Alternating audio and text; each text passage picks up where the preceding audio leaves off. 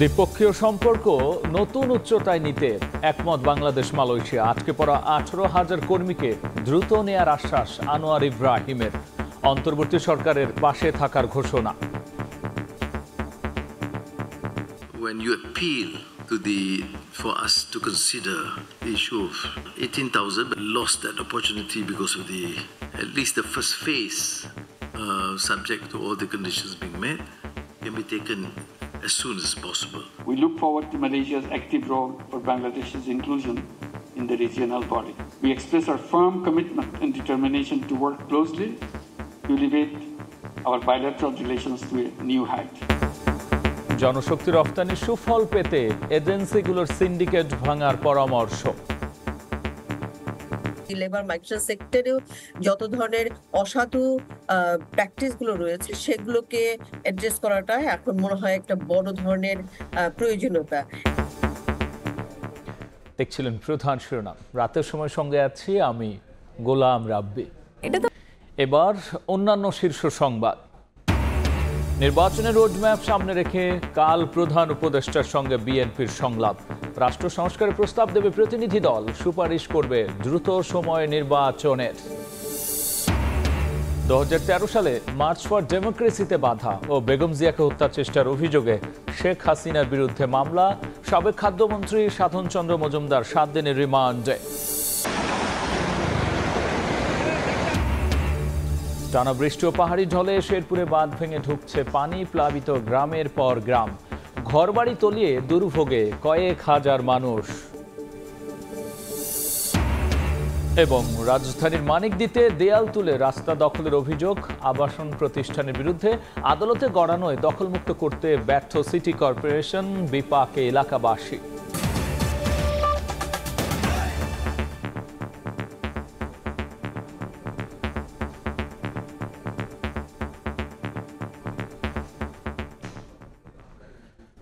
বাংলাদেশ মালয়েশিয়ার সম্পর্ক নতুন উচ্চতায় নিতে দুই দেশ একমত হয়েছে বলে জানিয়েছেন প্রধান উপদেষ্টা ডক্টর মোহাম্মদ ইউনূস। মালয়েশিয়ার প্রধানমন্ত্রী আনোয়ার ইব্রাহিমের সঙ্গে বৈঠক শেষে যৌথ সংবাদ সম্মেলনে একথা জানিয়েছেন তিনি। কাজের অনুমতি পেয়েও যেতে না পারা 18,000 কর্মীকে দ্রুত নেয়ার বিষয়টি বিবেচনার আশ্বাস দিয়েছেন আনোয়ার ইব্রাহিম। জানান, রোহিঙ্গা প্রত্যাবাসন ইস্যুতে ঢাকাকে সহায়তা করবে কুয়ালালামপুর। অন্তর্বর্তী সরকারের দায়িত্ব নেওয়ার পর বাংলাদেশ সফরে প্রথম কোনো দেশের সরকার প্রধান, তাই স্বাভাবিকভাবেই বেশ গুরুত্বপূর্ণ হয়ে ওঠে মালয়েশিয়ার প্রধানমন্ত্রী আনোয়ার ইব্রাহিমের ঢাকা সফর। বাংলাদেশ মালয়েশিয়ার সম্পর্ক দীর্ঘদিনের হলেও 1 দশক পর মালয়েশিয়ার কোনো প্রধানমন্ত্রী বাংলাদেশে এলেন। শুক্রবার দুপুরে মালয়েশিয়ার পররাষ্ট্রমন্ত্রী সহ 58 জন সফর সঙ্গী নিয়ে হযরত শাহজালাল আন্তর্জাতিক বিমানবন্দরে অবতরণ করেন প্রধানমন্ত্রী আনোয়ার ইব্রাহিম। এ সময় তাকে অভ্যর্থনা জানান প্রধান উপদেষ্টা ডক্টর মোহাম্মদ ইউনূস। আনোয়ার ইব্রাহিমকে দেয়া হয় guard of honour.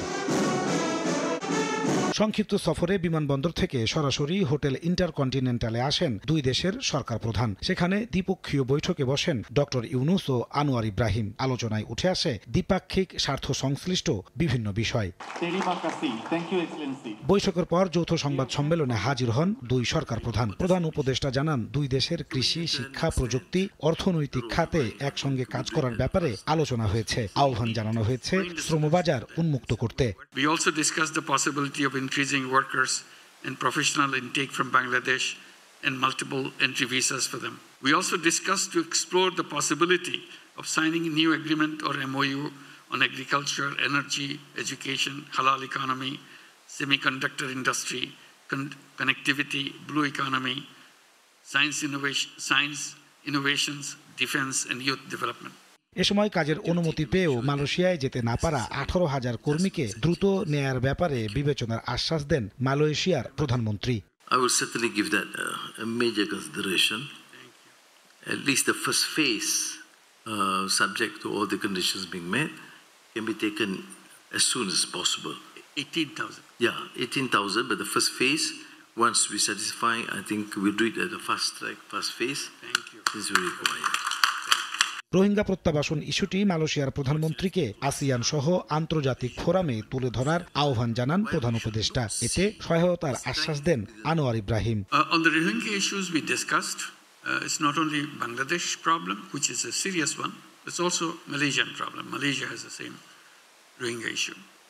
A smaller one, but a smaller number of people, but the same issue.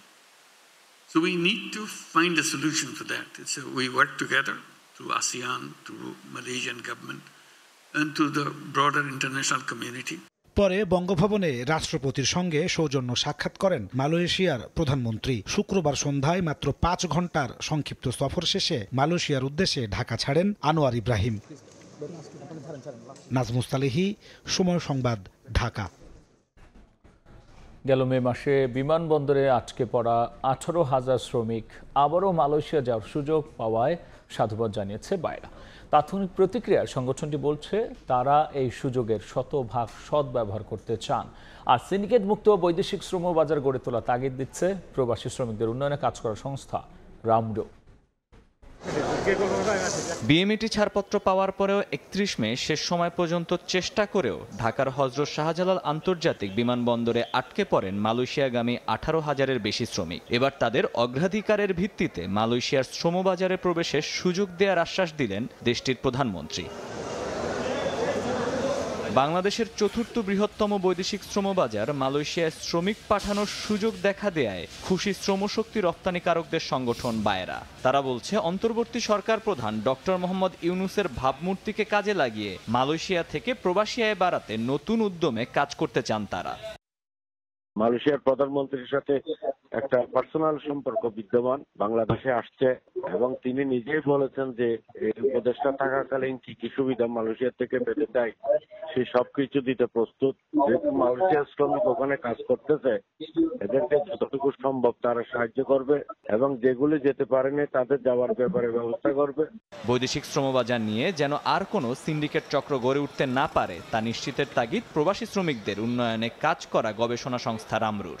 এবার অবশ্যই যারা এই সিন্ডিকেটের হোতা তাদেরকে একটু আইনের আওতায় নিয়ে আসা, তাদেরকে পানিশমেন্টের মধ্যে ফেলা, তা না হলে বারবারই দেখবেন যে এরকম হবে এবং যারা বেঁচে যাওয়ার তারা বেঁচেই যাবে, মাঝখান থেকে ভুক্তভোগী যারা অভিবাসী তারাই এই ধকলটা পোহাবে। বিএমইটির তথ্য 1976 সাল থেকে এ পর্যন্ত বাংলাদেশ থেকে মালয়েশিয়া গিয়েছেন 14,59,000 শ্রমিক, যার মধ্যে গত বছর গেছেন 3,51,683 জন। আর সিন্ডিকেটের দৌরাত্ম্য সহ নানা অনিয়মের কারণে 1992 সাল থেকে বাংলাদেশিদের জন্য 4 বার বন্ধ যায় দেশটির শ্রমবাজার।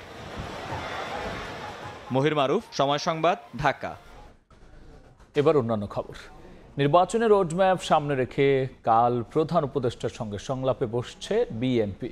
বৈঠকে রাষ্ট্র সংস্কারের সুনির্দিষ্ট প্রস্তাব দেবে দলটি। একই সঙ্গে সুপারিশ করবে দ্রুত সময়ের মধ্যে অবাধ আর সুষ্ঠু নির্বাচন দেওয়ার। বিএনপি নেতারা বলছেন নির্বাচিত সরকারই দেশের সামগ্রিক সংস্কার করবে। মার্জিয়া মুমুর রিপোর্ট। শনিবার বিএনপির সঙ্গে বৈঠকের মধ্য দিয়ে শুরু হবে 7 দিন ব্যাপী রাজনৈতিক দলগুলোর সঙ্গে অন্তর্বর্তীকালীন সরকারের প্রধান উপদেষ্টা ডক্টর মোহাম্মদ ইউনূসের সংলাপ। আলোচনার টেবিলে মূল ইস্যু হিসেবে থাকছে রাষ্ট্র সংস্কারে অন্তর্বর্তী সরকারের 6 কমিশনের কার্যক্রম, দেশের আইন শৃঙ্খলা পরিস্থিতি ও ত্রয়োদশ জাতীয় সংসদ নির্বাচন। সংলাপে অংশ নিতে ইতোমধ্যে প্রস্তুত বিএনপির প্রতিনিধি কমিটি। দলটির মহাসচিব মির্জা ফখরুল ইসলাম আলমগীরের নেতৃত্বে প্রতিনিধি দলে থাকবেন স্থায়ী কমিটির সদস্য ও বিএনপির রাষ্ট্র সংস্কার কমিটিতে আছেন এমন নেতারা। বিএনপির জ্যেষ্ঠ নেতা আমির খসরু মাহমুদ চৌধুরী জানালেন, নির্বাচনের রোডম্যাপ সামনে রেখেই প্রধান উপদেষ্টার সঙ্গে সংলাপে বসবে বিএনপি। সংস্কার কিন্তু একটা চলমান প্রক্রিয়া। সংস্কার যে আমরা কালকে 1 মাসে 2 মাসের মধ্যে শেষ হয়ে যাবে তা তো না। আমাদেরকে যতবারই সংস্কারের প্রশ্ন আসবে, যত বিষয়ে পরিবর্তনের প্রশ্ন আসবে, আমাদেরকে সেটা নির্বাচিত সংসদ সরকারের মাধ্যমে করতে হবে। এগুলো শেষ করে আমাকে নির্বাচনের প্রক্রিয়ার মাধ্যমে দেশে গণতান্ত্রিক অর্ডার ফিরিয়ে আনতে হবে।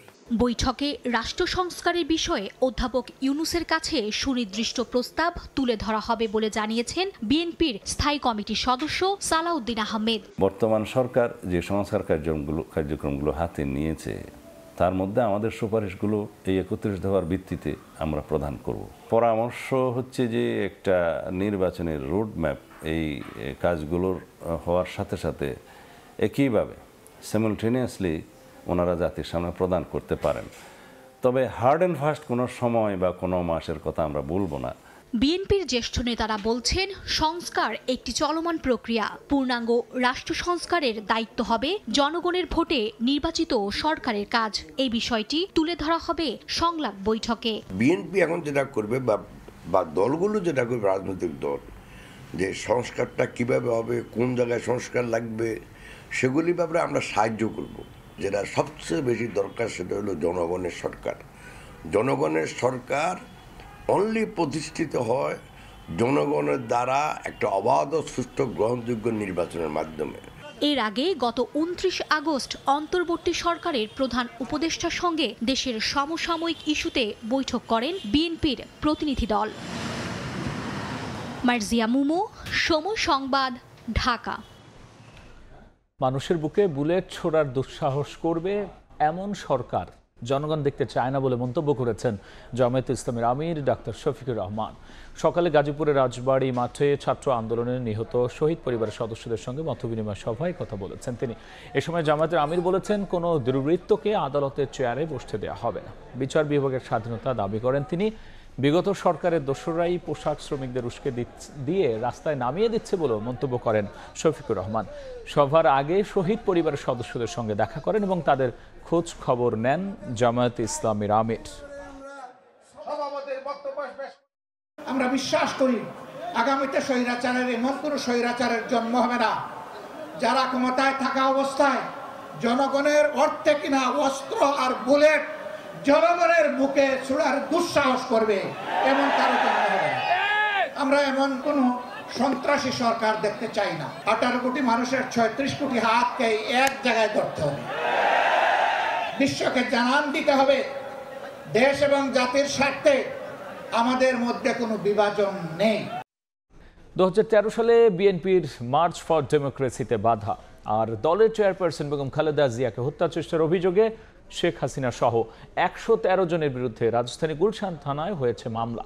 এদিকে তেজগাঁও থানার বিশ্ববিদ্যালয় ছাত্র হত্যা মামলায় সাবেক খাদ্যমন্ত্রী সাধন চন্দ্র মজুমদারের 7 দিনের রিমান্ড মঞ্জুর করেছেন আদালত। এছাড়াও সাবেক কাউন্সিলর এনামুল হক আবুলের 5 দিন ও কৃষক লীগ সভাপতি সমীর চন্দ্রকে 3 দিনের রিমান্ডে পাঠিয়েছেন আদালত। 2014 সালের 5 জানুয়ারির একতরফা নির্বাচনের সপ্তাহখানেক আগে মার্চ ফর ডেমোক্রেসির ডাক দেয় বিএনপি। বিরোধীদের 29 ডিসেম্বরের এই কর্মসূচি ঠেকাতে আগের দিন রাতে বিএনপি চেয়ারপারসন বেগম খালেদা জিয়ার গুলশানের বাসার সামনের রাস্তার দুই পাশে বালু, ইট, খোয়া ভর্তি ট্রাক রেখে অবরুদ্ধ করে রাখা হয় বেগম খালেদা জিয়াকে। শুধু বালু ভর্তি ট্রাকই নয়, পুলিশের জলকামান, প্রিজন ভ্যান, অসংখ্য পিকআপ ট্রাক দিয়ে ব্যারিকেড দেয় পুলিশ। 10 বছরের বেশি সময় পর এই ঘটনায় শুক্রবার রাজধানীর গুলশান থানায় কর্মসূচিতে বাধা ও বেগম জিয়াকে হত্যা চেষ্টার অভিযোগে মামলা করল বিএনপি। জাতীয়তাবাদী কৃষক দলের কেন্দ্রীয় কমিটির সদস্য শরীফুল ইসলাম বাদী হয়ে মামলাটি দায়ের করেন। মামলায় আসামি করা হয়েছে সাবেক প্রধানমন্ত্রী শেখ হাসিনা সহ 113 জনকে। এদিকে বৈষম্য বিরোধী ছাত্র আন্দোলন চলাকালে 4 আগস্ট রাজধানীর কারওয়ান বাজারে প্রথমে গুলি, পরে পিটিয়ে হত্যা করা হয় বেসরকারি বিশ্ববিদ্যালয়ের শিক্ষার্থী রমিজ উদ্দিনকে। এই ঘটনায় দায়ের করা হত্যা মামলায় শুক্রবার সাবেক খাদ্যমন্ত্রী সাধন চন্দ্র মজুমদারের 10 দিনের রিমান্ড আবেদন করে পুলিশ। উভয় পক্ষের শুনানি শেষে 7 দিনের রিমান্ড মঞ্জুর করেন ঢাকার সিএমএম আদালত। সতর্কতার সাথে জেল হাজতে তাকে যেন জিজ্ঞাসাবাদ করা হয়। তিনি একজন বয়স্ক মানুষ, তিনি রাষ্ট্রের বিভিন্ন জায়গায় ছিলেন। সে আদালত যে আদেশ দিয়েছে সেই আদেশে আমরা সন্তুষ্ট। পরে একই আদালত যুবদল নেতা শামীম হত্যা মামলায় ঢাকা দক্ষিণ সিটি কর্পোরেশনের সাবেক কাউন্সিলর এনামুল হক আবুলের 5 দিনের রিমান্ড মঞ্জুর করেন। 28 অক্টোবর 2023 সালের যে মহাসমাবেশ ছিল, সেই মহাসমাবেশে গুলি করে যুবদলের নেতা শামীমকে হত্যা করেছেন এবং সেদিন প্রধান বিচারপতির বাসভবন আক্রমণ থেকে বিভিন্ন জায়গায় তিনি গুলি বর্ষণ করেছেন তার দলবল নিয়ে। বাড্ডা থানার দুলাল হত্যা মামলায় কৃষক লীগ সভাপতি সমীর চন্দ্রকে 3 দিনের রিমান্ড দেন আদালত। এছাড়া সন্ত্রাস বিরোধী আইনের মামলায় গ্রেফতার হিজবুত তাহরীরের মিডিয়া সমন্বয়কারী ইমতিয়াজ সেলিমকে 3 দিনের পুলিশি জিজ্ঞাসাবাদে পাঠানো হয়েছে। আসিফ মোহাম্মদ সিয়াম, সময় সংবাদ, ঢাকা। কুষ্টিয়ার পাহাড়ি ঢলে শেরপুরের ঝিনাইগাতিতে প্লাবিত হয়েছে অন্তত 25টি গ্রাম। পানিবন্দী অবস্থায় অসহায় দিন কাটছে 10,000-এর বেশি মানুষের। ভেসে গেছে মাছের ঘের, ফসলি জমির ক্ষতির সংখ্যায় কৃষকরা। বিপদসীমার ওপর দিয়ে বইছে জেলার ভোগাই, চিল্লাখালী ও মহারশী নদীর পানি। ঢলের পানি হুহু করে ঢুকছে লোকালয়ে, তলে যাচ্ছে গ্রামের পর গ্রাম। ভারী বৃষ্টি আর পাহাড়ি ঢলে বৃহস্পতিবার রাতে হঠাৎই বাড়তে থাকে শেরপুরের ঝিনাইগাতি উপজেলার মহারশী নদীর পানি। এতে তলিয়ে যায় নদীর আশপাশের 25টি এলাকা। পানিবন্দী হয়ে পড়েছেন 10,000-এর বেশি মানুষ। ফসলি জমি প্লাবিত হওয়ায় সবজি ও ধানের ক্ষতির আশঙ্কা করছেন কৃষক। পানিতে ভেসে গেছে এলাকাগুলোর মাছের ঘের। বাঁধ না থাকায় উপজেলা শহরের কাঁচা বাজারেও পানি ঢুকে পড়ে। দোকানের ফ্লোর পর্যন্ত পানি উঠছে। আমার কমপক্ষে 2 লক্ষ টাকার কাপড় ভিজে গেছে। বাড়িঘরে পানি উঠছে, মানুষের চলাফেরার অসুবিধা হইতেছে। এই বৃষ্টির সময় ঠিক আছে একেবারে বাড়ি ভরাট করে পানি আসে, বাড়িতে এক কোমর করে এক বুক করে পানি থাকে। প্রচুর পরিমাণ পানির কারণে আমি গাড়িও চালাতে পারতেছি না এবং বাড়িও যেতে খুব কষ্ট হচ্ছে। এছাড়া সারারাত বৃষ্টির কারণে নালিতাবাড়ি পয়েন্টে ভোগাই ও চেল্লাখালী নদীর পানি বিপদসীমার উপর দিয়ে প্রবাহিত হচ্ছে। বৃষ্টি হইলে পানি এই কোমর পানি হয়ে যায়, বুঝছো? এই বান্ধার দেওয়া নাই গিয়া সরকারটা কইছিলাম, সরকারটা দিতেছে না। এখানে সবাই এসে বলে বিরিবাদ দেবো, কিন্তু বিরিবাদ হচ্ছে না এখনো। বারবার সরকারের পক্ষ থেকে শুধু আশ্বাসই দেওয়া হয়েছে, কিন্তু বাস্তবায়ন এটা কোনো কালে হয় নাই। ইতিমধ্যে উদ্ধার কার্যক্রম চালাচ্ছি, আমাদের ফায়ার সার্ভিস কাজ করছে। পাশাপাশি যেখান থেকে আমরা অভিযোগ পাচ্ছি বা ফোন পাচ্ছি, সাথে সাথে সেখানে আমরা টিম পাঠাচ্ছি। আগামী 3 দিন বৃষ্টি অব্যাহত থাকবে বলে জানিয়েছে স্থানীয় আবহাওয়া অফিস। সময় সংবাদ, শেরপুর। থানাধীন মানিকদির নামাপাড়ায় মসজিদ রোডের মাঝে দেয়াল তুলে রাস্তায় জায়গা দখলের অভিযোগ উঠেছে আবাসন ব্যবসা প্রতিষ্ঠান বিজয় প্রপার্টিসের বিরুদ্ধে। আর এতে ওই এলাকার অনেকে হারিয়েছেন চলাচলের একমাত্র রাস্তা। জানতে পেরে সিটি কর্পোরেশন দেয়াল উচ্ছেদে গেলেও আদালতে নিষেধাজ্ঞা থাকায় করতে পারেননি দখলমুক্ত। এ বিষয়ে বিস্তারিত জানবো আতাউর কাউসারের কাছে। ছবি তুলেছেন রতন চন্দ্র মজুমদার এবং শেখ নাহিদ।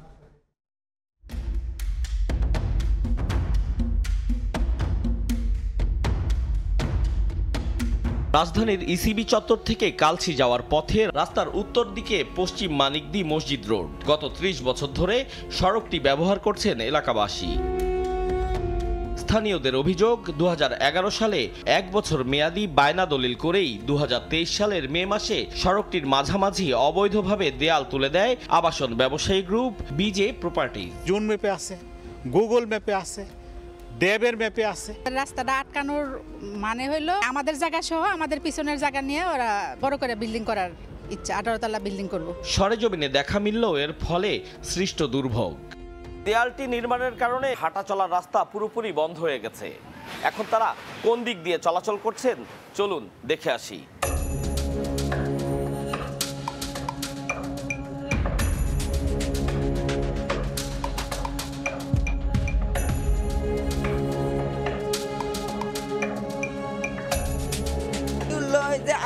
গেট বরাবর ওই বিজিকারে করছে, বাথরুম দিছে, আমাকে শৈলের মধ্যে গাও বাড়াই পড়ছে, দাউদ বাড়াই পড়ছে। দেয়াল তোলার বিষয়ে সিটি কর্পোরেশনে অভিযোগ জানিয়েছিলেন ভুক্তভোগীরা। পরে অর্ডারের যে সার্টিফিকেট কপি পাওয়ার পরে আমরা দেখে প্রয়োজনে লিগ্যালভাবে সেই স্টে অর্ডারকে আমরা ভ্যাকেট করার চেষ্টা করব। তাদের দাবি, তাদের জমিকেই এতদিন রাস্তা হিসেবে ব্যবহার করেছেন এলাকাবাসী। বায়নার পরে পাওয়ার অফ অ্যাটর্নির মাধ্যমে জমির মালিকানা পেয়েছেন তারা। দেখালেন স্থগিতাদেশের কাগজ, বললেন আদালতের উপর আস্থা থাকার কথা।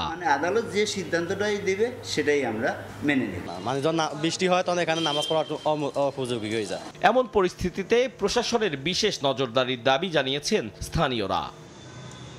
এ মসজিদটিতে একসময় প্রচুর মুসল্লি নামাজ পড়তে আসতেন। এলাকাবাসীর অভিযোগ, অবৈধভাবে এই দেয়ালটি নির্মাণের পর থেকে এখানে মুসল্লির সংখ্যা আশঙ্কাজনকভাবে কমে গেছে। কারণ এই মসজিদের পশ্চিম পাশে যে সকল এলাকাবাসী রয়েছেন তারা আর কোনোভাবেই আসতে পারছেন না মসজিদটিতে।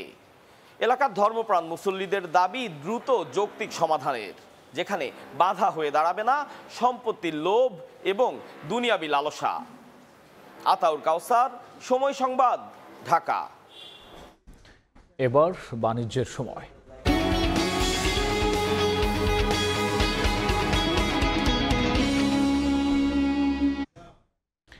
ডলারের সরবরাহ বাড়তে থাকায় জুলাই আগস্টের স্থবিরতা কাটিয়ে গতি ফিরছে দেশের আমদানি রফতানি বাণিজ্যে। চট্টগ্রাম বন্দর দিয়ে চলতি অর্থ বছরের প্রথম 3 মাসে বাল্ক পণ্য আমদানি কিছুটা কমলেও বেড়েছে কন্টেইনার হ্যান্ডলিং। এছাড়া রেমিট্যান্স ও রিজার্ভ বাড়ায় এলসি খোলায় জটিলতা কাটতে শুরু করেছে। সাক্ষর টিভির ক্যামেরায় কমলদের রিপোর্ট। চট্টগ্রাম বন্দরের সবশেষ তথ্য অনুযায়ী চলতি অর্থ বছরের প্রথম 3 মাসেই 8,26,528 টিউএস কন্টেনার হ্যান্ডেলিং হয়েছে, যা আগের বছরের এই সময়ের তুলনায় 36,697 টিউএস বেশি। রাজনৈতিক অস্থিরতায় জুলাই এবং আগস্টে স্থবিরতা থাকলেও সেপ্টেম্বর মাসে 2,83,000 কন্টেনার হ্যান্ডেলিং হয়েছে। তবে ডলার সংকটের কারণে আগের 2 মাসে এলসি খোলার জটিলতায় বাল্ক পণ্য যেমন আমদানি কম হয়েছে, তেমনি পণ্যবাহী জাহাজও এসেছে তুলনামূলক কম। গেল মাসে দুটি বেড়েছে। রাজনৈতিক অস্থিরতা এবং বন্যাজনিত কারণে আমদানিও কম হয়েছে, ডেলিভারিও কম হয়েছে। তবে এখন সেপ্টেম্বর থেকে সেটা একটু গতি পেয়েছে, আমরা আশা করছি আগামীতে এটা আরো বাড়বে। 38 ধরনের আমদানি পণ্যের পাশাপাশি রপ্তানি পণ্যের শতভাগ শুল্কায়ন এবং জাহাজীকরণ সম্পন্ন হয় বেসরকারি 21টি অফডকে। জুলাই, আগস্ট এবং সেপ্টেম্বর মাসে অফডকগুলিতে 5.6% হারে প্রবৃদ্ধি হিসেবে 2,01,870 টিউএস রপ্তানি এবং 5.1% প্রবৃদ্ধি হিসেবে 69,147 টিউএস আমদানি কন্টেনার হ্যান্ডেলিং হয়েছে। আমদানি এবং রপ্তানির দুটো ক্ষেত্রে আমরা প্রবৃদ্ধি দেখতে পাচ্ছি প্রতিকূল অবস্থার প্রেক্ষিতেও। সুতরাং আমরা মনে করি বছরের শেষ মাসগুলোতে এই প্রবৃদ্ধি বহাল থাকবে এবং আমরা বছর শেষে একটা ইনকারেজিং গ্রোথ দেখতে পাবো আমদানি এবং রপ্তানি উভয় ক্ষেত্রেই। ডলার সংকটের কারণে বিগত আওয়ামী লীগ সরকার আমদানির ক্ষেত্রে এলসি খোলায় ব্যাপক বিধিনিষেধ আরোপ করে। বর্তমানে প্রবাসীদের পাঠানো রেমিটেন্স এবং রিজার্ভের অবস্থান সুসংহত হয়, এলসি খোলার জটিলতাও কেটে যাচ্ছে। আমাদের ডলার ক্রাইসিসটাকে দূর করতে হবে এবং ইম্পোর্ট যারা এলসি করতে চায় তারা যেন স্বাভাবিকভাবে এলসি করতে পারে এবং সেই সাথে মিল ফ্যাক্টরি যেগুলো আছে তারা যেন স্বাভাবিকভাবে তারা চলতে পারে, তাদের ফ্যাক্টরি যেন চালু থাকে। 2023-24 অর্থ বছরে চট্টগ্রাম বন্দর 31,68,690 টিউএস কন্টেনার, 12,32,42,000 মেট্রিক টন কার্গো পণ্য হ্যান্ডেলিং করে। আর বন্দরে পণ্যবাহী জাহাজ এসেছিল 3,971টি। রাজনৈতিক অস্থিরতা কিংবা ভয়াবহ বন্যার কারণে দেশের আমদানি রপ্তানি বাণিজ্য সংকটে পড়ছে তা কিন্তু নয়, তার সাথে যুক্ত হচ্ছে বিশ্বমন্দা, দেশের বাজারে ডলার সংকট। তবে সাম্প্রতিক সময়ে ডলার সংকট কাটতে শুরু করেছে, খুলছে পণ্য আমদানির এলসি, আর এর ফলে গতি ফিরছে দেশের আমদানি রপ্তানি বাণিজ্যে। চট্টগ্রাম বন্দর থেকে কমল দে, সময় সংবাদ। তাড়াহুড়ো না করে অন্তর্বর্তী সরকারকে সময় নিয়ে রাষ্ট্র সংস্কারের পরই নির্বাচনের আহ্বান জানিয়েছে ইসলামী আন্দোলন বাংলাদেশ। দুপুরে ফিলিস্তিন সহ মধ্যপ্রাচ্যে ইসরায়েলি বর্বরতা ও ভারতে ইসলাম ধর্ম অবমাননার প্রতিবাদে বিক্ষোভ সমাবেশ করে দলটি। এ সময় ভারতীয় হাইকমিশনারকে ডেকে অন্তর্বর্তী সরকারকে প্রতিবাদ জানানোর দাবি জানিয়েছেন বক্তারা। ফিলিস্তিন সহ মধ্যপ্রাচ্যে ইসরায়েলি বর্বরতা ও ভারতে ইসলাম ধর্ম নিয়ে কটূক্তির প্রতিবাদে জাতীয় মসজিদ বাইতুল মোকাররমের সামনে বিক্ষোভ সমাবেশ করেছে ইসলামী আন্দোলন বাংলাদেশ। সমাবেশে অংশ নিয়ে বক্তারা ভারতে ইসলাম ধর্ম নিয়ে কটূক্তি করায় হাইকমিশনারকে ডেকে অন্তর্বর্তী সরকারকে প্রতিবাদ জানানোর দাবি জানান তারা। হাসপাতাল কেন গুঁড়িয়ে দেওয়া হবে, ইসরায়েলের এই কালো হাতকে ভেঙে দেওয়ার জন্য বিশ্ব নেতৃবৃন্দের প্রতি আমরা আহ্বান জানাচ্ছি। রামগিরি মহারাজ যা করেছে, এরপরে বিজেপি নেতা যা করেছে, আপনি অনতিবিলম্বে বাংলাদেশের হাই কমিশনার ইন্ডিয়ান যিনি আছেন তাকে ডেকে কড়া প্রতিবাদ করে জাতিকে সামনে আপনি এটা জানিয়ে দেন যে আপনারাও ইসলামের পক্ষে, মহানবীর পক্ষে আছেন। আমরা এটা দেখতে চাই, অন্যথায় আগামী দিনে এই প্রসঙ্গে কিন্তু পীর সাহেব চরমনে ডাক দিলে দেশব্যাপী গণ আন্দোলন গড়ে উঠবে। এদিকে অন্তর্বর্তী সরকারকে সময় নিয়ে রাষ্ট্র সংস্কারের পরই নির্বাচন দেওয়ার কথা জানান ইসলামী আন্দোলনের প্রেসিডিয়াম সদস্য মাওলানা সৈয়দ মোসাদ্দেক বিল্লাহ আল মাদানী। 6টা কমিশন করছে, অন্যগুলা সব দুর্নীতি নির্বাচন কমিশন, অর্থনৈতিক ব্যাপার, প্রশাসন, পুলিশ থেকে শুরু করে সবগুলোর সংস্কার হবে, নির্বাচনের পরিবেশ হবে, তারপর আমরা নির্বাচনে যাবো ইনশাআল্লাহ। প্রতিবাদ সমাবেশ শেষে বিক্ষোভ মিছিল বের করে দলটি। এ সময় কালো পতাকা উড়ানোই 3 জনকে আটক করেছে পুলিশ, তবে এ বিষয়ে কিছু বলতে রাজি হয়নি পুলিশ। রাইদুল ইসলাম শুভ, সময় সংবাদ, ঢাকা। 8 দফা দাবিতে কেন্দ্রীয় শহীদ মিনারে গণসমাবেশ করেছে সম্মিলিত সংখ্যালঘু জোট। হিন্দু সম্প্রদায়ের উপর বিভিন্ন স্থানে নির্যাতন বন্ধ, দোষী ব্যক্তিদের বিচার, সংখ্যালঘু সুরক্ষা আইন প্রণয়ন সহ ৮ দফা দাবি তুলে ধরেন বক্তারা। এ সময় তারা বলেছেন, দাবি আদায় ও বিভিন্ন জায়গায় হামলার বিচার না হলে মাঠ ছেড়ে যাবেন না তারা। দুর্গাপূজার 10 দিন পর চট্টগ্রামে লালদিঘিতেও মহাসমাবেশের ঘোষণা দিয়েছে সম্মিলিত সংখ্যালঘু জোট।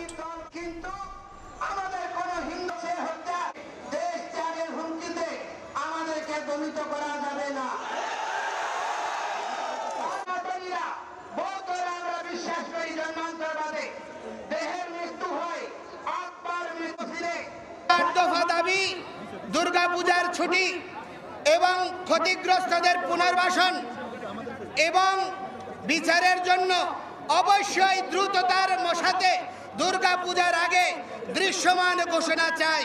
বাকি যে দাবিগুলো রয়েছে সেগুলো নিয়ে কমিশন এবং পর্যালোচনাগুলো করার শুরুর ঘোষণা চাই। যদি এটি না হয় আমরা এই আন্দোলনের মাঠ ছাড়ব না। দুর্গাপূজার 10 দিন পরে প্রথম সপ্তাহের পরে যে শনিবার হবে সেই শনিবার বিকালে আমরা লালদিঘি মাঠে চট্টগ্রামে মহাসমাবেশ আহ্বান করছি। দরজা কড়া নাড়ছে শারদীয় দুর্গাপূজা, পুরো দমে চলছে শেষ মুহূর্তের প্রস্তুতি। পূজা মণ্ডপগুলোতে প্রতিমা তৈরি ও সাজাতে ব্যস্ত শিল্পীরা। সার্বিক নিরাপত্তায় আয়োজক কমিটির পাশাপাশি সতর্ক অবস্থানে যৌথ বাহিনী। হাতের নিপুণ ছোঁয়া ও রং তুলির আঁচড়ে রাঙানো হচ্ছে দেবী দুর্গাকে, সাজসজ্জার জন্য পরানো হচ্ছে অলংকার। চারপাশে এখন উৎসবের আমেজ। দুর্গোৎসব সামনে রেখে প্রতিমা সাজাতে দিনরাত ব্যস্ত সময় পার করছেন শিল্পীরা। দেবী দুর্গা ছাড়াও কার্তিক, গণেশ, লক্ষ্মী ও সরস্বতীর প্রতিমা তৈরি করছেন শিল্পীরা। সময় যতই ঘনিয়ে আসছে, সনাতন ধর্মাবলম্বীদের মধ্যে ততই বাড়ছে উৎসবের আমেজ। দেবীর আরাধনার অপেক্ষায় প্রহর গুনছেন ভক্তরা। রঙের কাজ শুরু হয়েছে, আমার দেখতে অনেক ভালো লাগে, তাই আমি দেখতে আসি। পুজো আসবে, আমরা বন্ধু বান্ধব সবার সাথে ঘুরবো, পুজো মণ্ডপ দেখব। তবে পরিশ্রম অনুযায়ী ন্যায্য মজুরি পাচ্ছেন না বলে অভিযোগ প্রতিমা শিল্পীদের। এই বছরের শুক্লির দাম যা, তার থেকে দিনগুণ বাড়তেছে প্রতি বছরই। ওই হিসাবে ওই মজুরিটা আমরা পাচ্ছি না। আগের যে মূল্যটা পাইতাম ওই মূল্যটা এখন পাই না। সব জিনিসপাতির দাম বাইরে যাওয়াতে ওই মূল্যটা পাওয়া যায় না। সরকারের নির্দেশনা অনুযায়ী প্রতিটি পূজা মণ্ডপে ধর্মীয় সম্প্রীতি বজায় রেখে উৎসব পালনের প্রস্তুতি নেওয়া হচ্ছে বলে জানান আয়োজকরা। স্বতঃস্ফূর্ত অংশগ্রহণ থাকলে সব সম্প্রদায় তাইলে মনে হয় আমি মনে করি যে আমরা আরো বেশি নিরাপদ। সম্পূর্ণ ধর্মীয় ভাব গাম্ভীর্যের মাধ্যমে আমাদের দুর্গোৎসব হবে।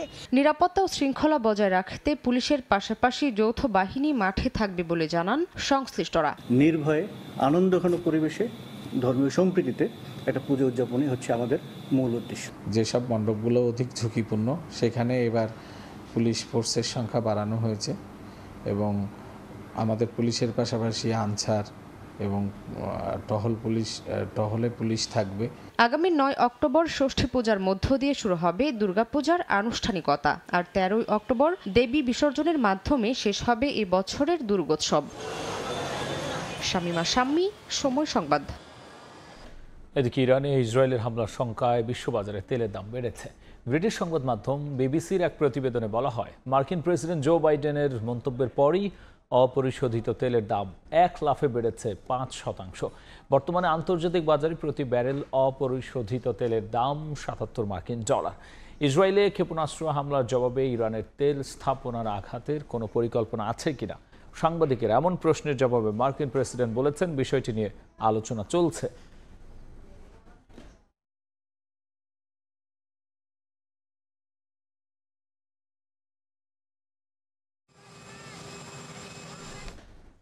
দেখুন রাতের সময় 2026 বিশ্বকাপকে সামনে রেখে ভারতের বিপক্ষে নতুন ব্র্যান্ডের টি-20 ক্রিকেট খেলতে চায় বাংলাদেশ। তবে 2 বছর পরের সেই বিশ্বকাপ দলে মাহমুদুল্লাহ রিয়াদের অবস্থান নিয়ে ধোঁয়াশায় টাইগার অধিনায়ক নাজমুল হোসেন শান্ত। সাকিবের অভাব বোধ করলেও দায়িত্ব নিতে বললেন মিরাজ মেহেদীদের। টেস্ট ব্যর্থতা ভুলে সাব জানিয়েছেন জিততে চান ভারতের বিপক্ষে সিরিজ। গোয়ালিয়র থেকে মাহবুব রিমনের রিপোর্ট। গোয়ালিয়রে শেষ বিকেলের অস্তমিত সূর্যের মতোই ক্যারিয়ারের সায়ান্নে দাঁড়িয়ে মাহমুদুল্লাহ রিয়াদ। শুধু 39 ছুঁই বয়সে নয়, 22 গজে পারফরমেন্স নিয়েও আছে নানা প্রশ্ন। মধ্যপ্রদেশে গুঞ্জন, ভারতের বিপক্ষে সিরিজ দিয়ে টি-20তে অবসরে যেতে পারেন রিয়াদ।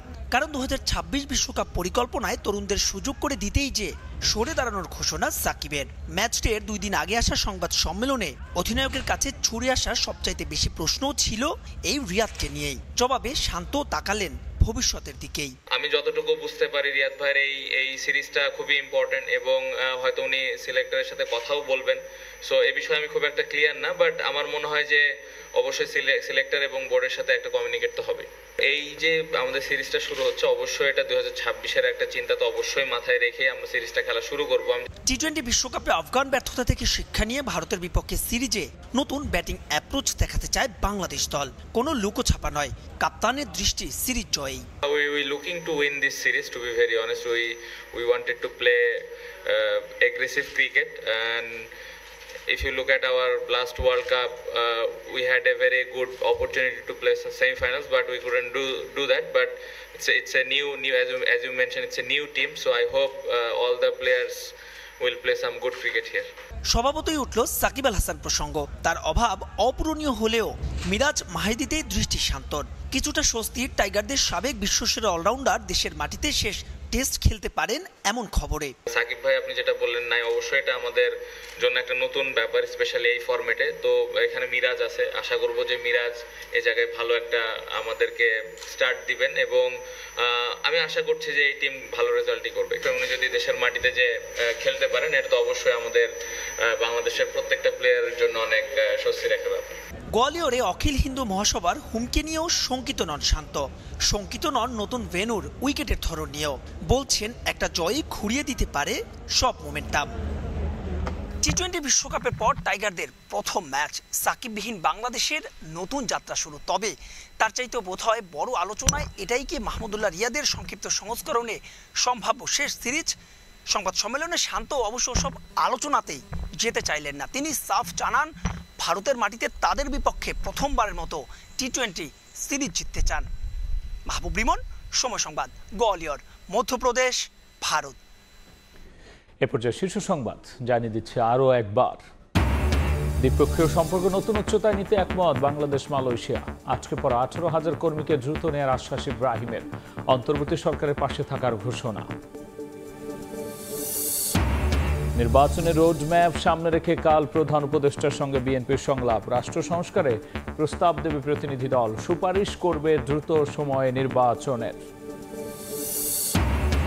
এবং 2013 সালে মার্চ ফর ডেমোক্রেসিতে বাধা ও বেগম জিয়াকে হত্যা চেষ্টার অভিযোগে শেখ হাসিনার বিরুদ্ধে মামলা।